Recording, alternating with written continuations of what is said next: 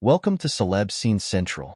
When Richard Simmons died July 13th at 76, he was working on a Broadway show that would encapsulate his life, his childhood in New Orleans, his iconic sweatin' to the oldies videos, and much more.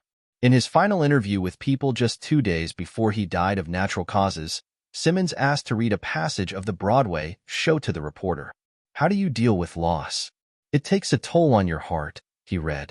"Some shed many tears, others stare at the sky. It's so hard to say goodbye. Here is what I know. When it's time for us to go, beautiful angels will greet us with a smile and a hello." Reporter Jason Sheeler also asked Simmons if he realized his fans had missed him since he retreated from public life a decade ago. Simmons did. "I know people miss me," he answered. "And you know what? I miss them too. But I'm able to reach them through phone calls and through emails. And I do leave the house sometimes. But I'm in disguise."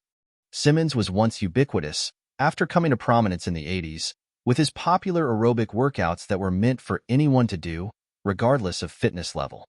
Known for his loud, energetic, and fun workouts, he became a fitness ambassador, known not only for his instruction, but for his appearances on shows hosted by David Letterman and Howard Stern, in which they often teased him, and cameos on General Hospital. His own Richard Simmons show aired from 1980 to 1984.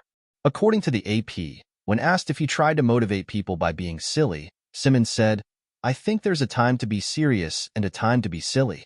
It's knowing when to do it. I try to have a nice combination.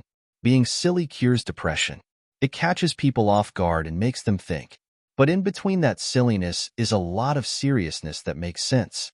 It's a different kind of training." Simmons was obviously passionate about what he did and spoke openly about having struggled with obesity as a child. And he continued to be until the very end. "When I decided to retire," he said in his final People interview, "it was because my body told me I needed to retire. I have spent time just reflecting on my life. All of the books I wrote, the videos. I never was like, oh, look what I've done. My thing was, oh, look how many people I helped."